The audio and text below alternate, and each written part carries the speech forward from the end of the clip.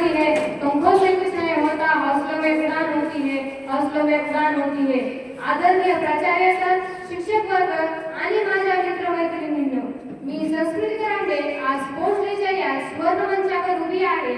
आपल्या देशाचे हॉकीचे जादूगार, भारताचा अभिमान मेजर ध्यानसिंग यांच्याविषयी काही शब्द बोलण्यासाठी। मित्रांनो, 29 ऑगस्ट 1905 हा दिवस इतिहासात सुवर्णाक्षरांनी कोरलेला आहे। प्रयागराजमध्ये एक मूल जन्माला आलं, ज्याचं खरं नाव होतं ध्यानसिंग।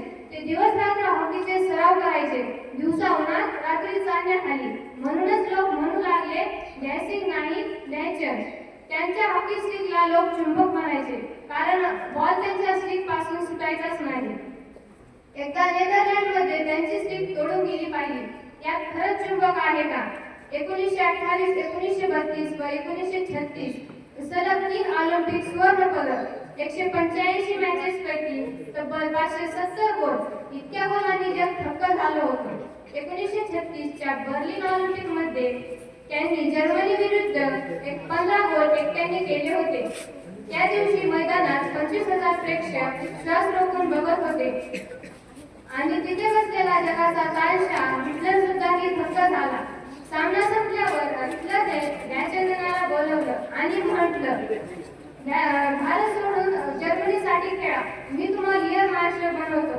पण ध्यानचंदांचं उत्तर आज प्रत्येक भारतीयाचं रक्त तापवतं, मिस्टर हिटलर, मी माझ्या भारतासाठीच खेळणार। भारत माझं सर्वस्व आहे, भारत माझं सर्वस्व आहे।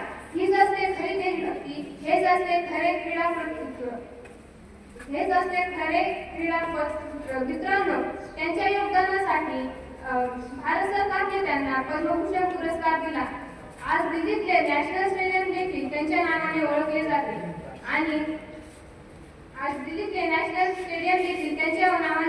जाते आणि म्हणूनच आज आपण त्यांचा जन्मदिवस 29 ऑगस्ट या दिवशी साजरा करतो। पत्रपरिषदांमध्ये लिहिलं होतं, ध्यानचंद हे खेळाडू नाहीत तर ते एक युग आहे। मित्रांनो, आपणही ठरवूया, खेळायचे तर जिंकायसाठी नाही तर देशाचं नाव उंचावण्यासाठी, कारण खेळाडू तोच खरा ज्याचं मन देशासाठी रमतं। जय हिंद, जय भारत।